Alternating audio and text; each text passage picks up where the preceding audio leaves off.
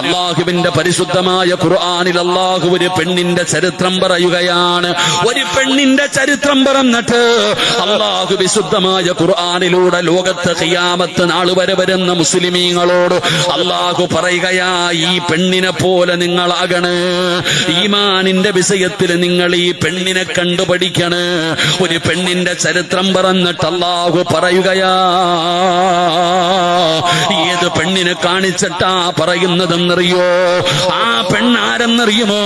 ഒരു പ്രവാചകന്റെ മകളല്ല, ഒരു പ്രവാചകന്റെ ഉമ്മയല്ല, ഒരു പ്രവാചകന്റെ ഭാര്യയല്ല, പ്രവാചകന്റെ കുടുംബവുമായി യാതൊരു ബന്ധവുമില്ലാത്ത ഒരു സാധാരണ പെണ്ണിനെ കാണിച്ചിട്ട് ഖിയാമത്ത് നാൾ വരെയുള്ള മുസ്ലിമീങ്ങളോട് അല്ലാഹു പറയുകയാ, കണ്ടുപഠിക്കടോ, ഈ പെണ്ണിന്റെ ഈമാൻ കണ്ടുപഠിക്ക് എന്ന് എന്നോടും നിങ്ങളോട് അള്ളാഹു പറഞ്ഞു തരികയാണ്.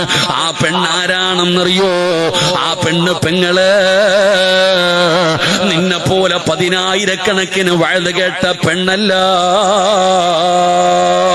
ജീവിതത്തിൽ ഒറ്റ വഴുതേ കേട്ടിട്ടുള്ളൂ.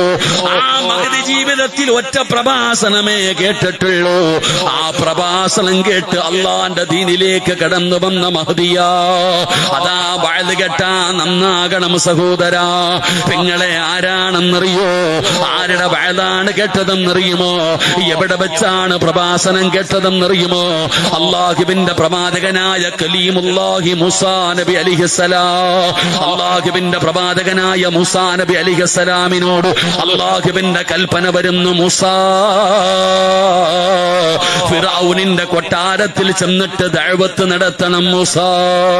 അതാ ഇസ്ലാമിന്റെ ഏറ്റവും വലിയ ശത്രുവായ ഫിറഔനുണ്ടല്ലോ, ആ ഫിറഔനിന്റെ കൊട്ടാരത്തിന്റെ അകത്ത് ചെന്നിട്ട് അല്ലാഹ് ആരാണെന്ന് പഠിപ്പിച്ചു കൊടുക്കണം ഫിറഔന്.